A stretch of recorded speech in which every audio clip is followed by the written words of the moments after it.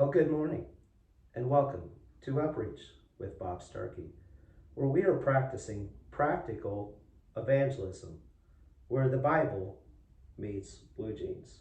And today it's my privilege to be here with my good friend, and can I say my family, Danielle Burkett. Good to see you, Danielle. Hey, good morning. How are you? Pretty good. It's a rainy day out, but here we are and talking about serving the Lord today. Danielle, it's been a while since I've seen you. Yes, forever it seems like. Yeah, but I'll be honest with you, you might not know this, but the last time I saw you was on Fox 59 as you were being recognized as a remarkable woman. What was that about? So one of my guy friends entered me into this contest, and I didn't win the contest, but I was finalist, and it was telling everyone like the work I did with the jails, and the DOC, the being a liaison with the DOC and the peer coaching and my kids and stuff, and yeah. Amen. Well, Danielle, although you are a remarkable woman, today we're here to talk about your organization, and it's called Unlikely Journey. Yeah, so I don't even know what to say. Right? We're trying to sum up your life of decades into minutes. Because Danielle, your life has truly been unlikely. Yes, it definitely has. So I started the organization because of my life and because of others that I see, and because the journey for inner peace and transformation is an unlikely one. Amen. Danielle, and you refer to it as unlikely journey. I was mentioning, I really like these words and the combination of them. I enjoy seeing you today. You're serving the Lord. Your heart is in God's hand. You have peace with God, and you have the peace of God. And today, you're serving the Lord. I was telling you earlier, when I was a young man of about 22, I showed up in my suit and tie as I was in Bible college at the Indiana Women's Prison. Yeah. When I talked to my cousin, Danielle Burkett. And they said, "Are you out of your mind, boy? What's wrong with you? You can't show up in a woman's prison to talk to some girl." And but this is a ministry that you're involved in.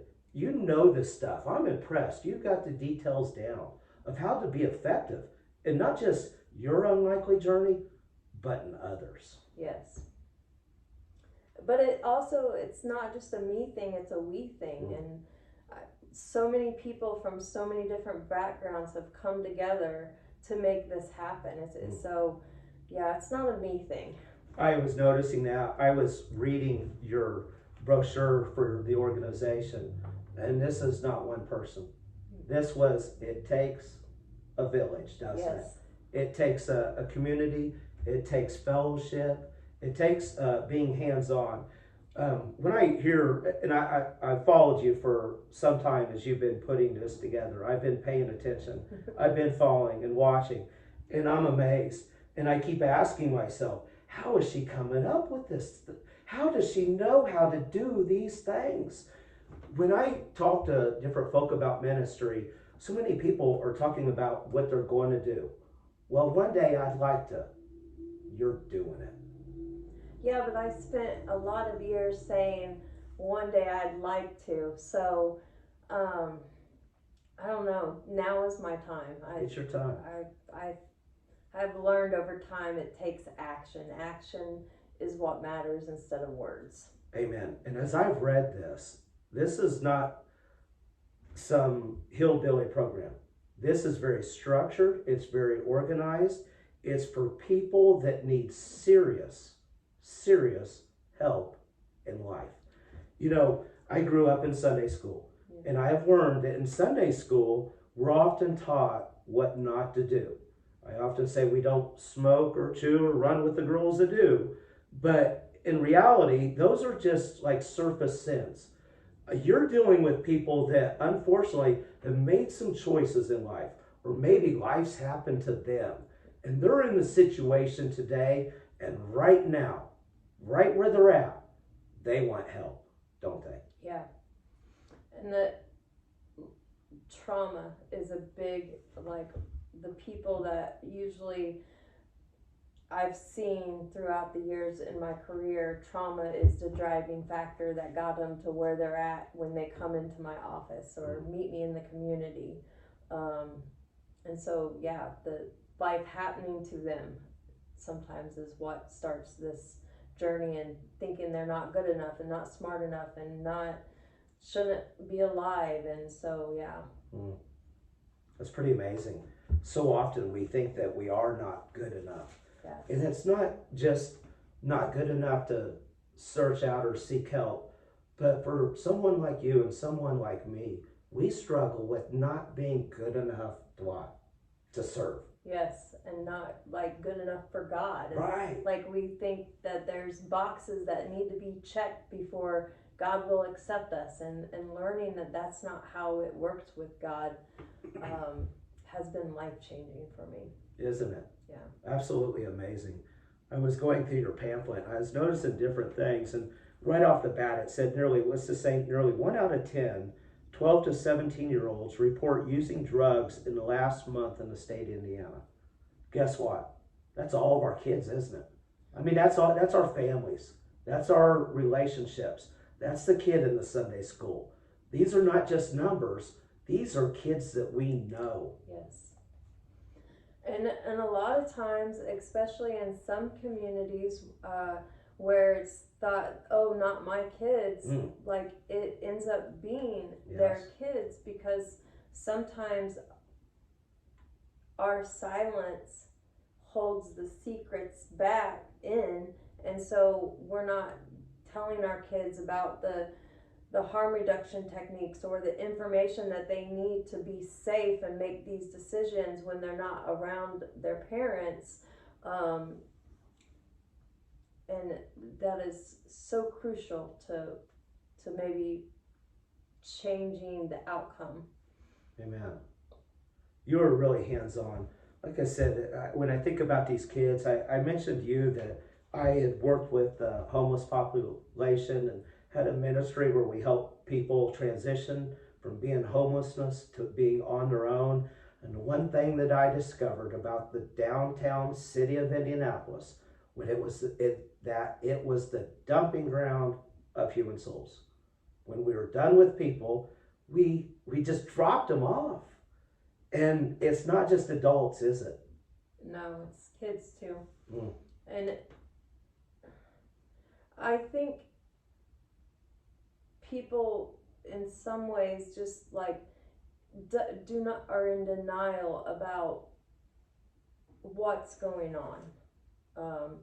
And our kids are our future, and so if we don't help the youth, and then helping the youth means helping the family, and so we need new solutions.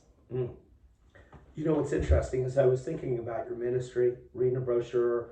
I know what you do. I know the folks that you're helping and reaching out to, and I was interested in how these are their formative years of life. And so often we want people to, just change their behavior. This is when their behavior is developing. Yeah.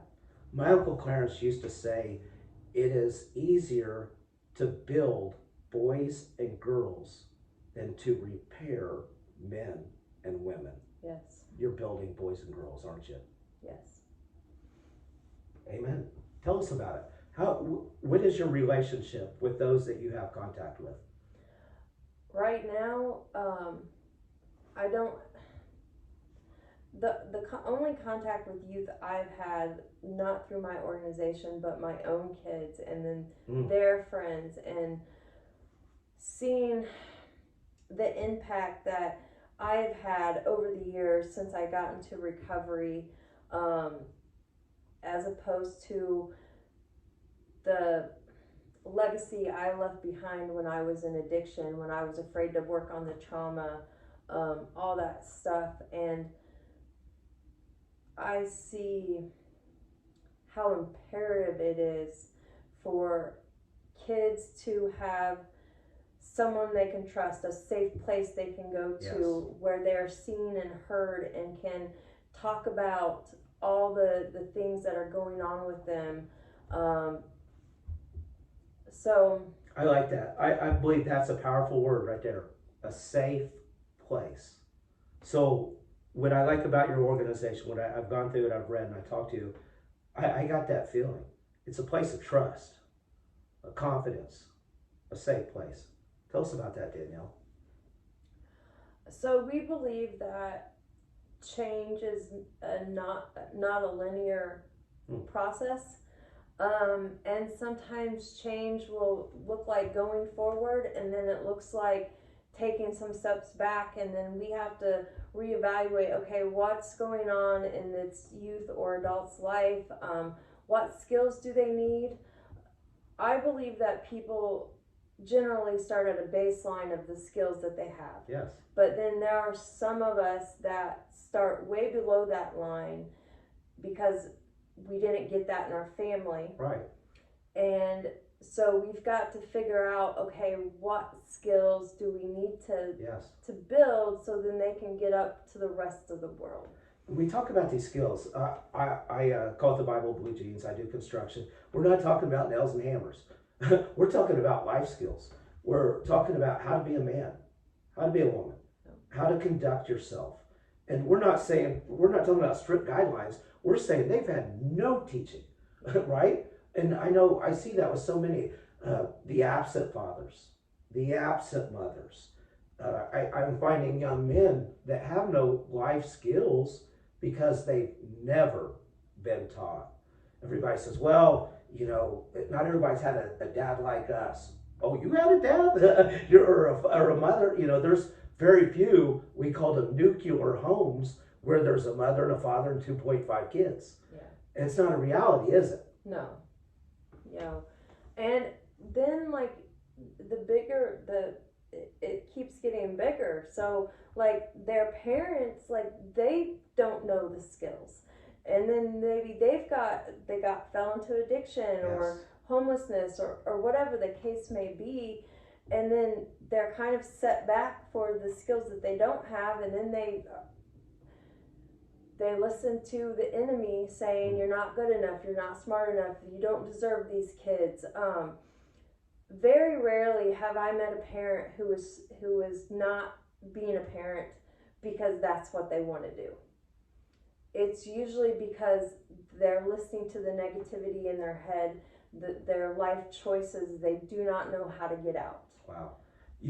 This is the word cycle, right? You can sum it up in that. Yep. The cycle, whether it's failure or whatever the case may be, or addictions or habits or hang-ups, whatever the case may be. It's a cycle, and it takes us to what?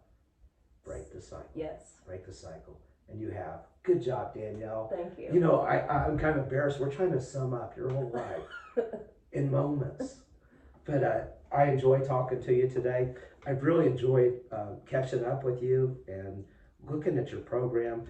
If I want to get a hold of you and contact your organization, I found it right here in the middle of your brochure. And Danielle, would you put this on the comments on our YouTube video? Yes. And then, excuse me, and there's a phone number. It's 317-760-8624 if you would like to call the organization today. And Danielle, is there anything else you'd like to say? No, just thank you for having me. It's been a pleasure. Amen. It is a joy. Yeah. Our ministry is called Upreach with Bob Starkey, where we try to highlight those that are serving the Lord and just put a spotlight on them to realize that it is every day men and women just like you and just like me that have a heart for God, that as Jude 22 says, having compassion, making a difference. Danielle, you're the real deal. I'm glad to have you here today. Thank you. Once again, this is Upreach with Bob Starkey, and you can follow us on Facebook at Upreach1, or you can also watch our programs at YouTube at Upreach with Bob Starkey. And until the next time, may the Lord be with you, whether here, there, or in the air. Thank you, Danielle. You're welcome.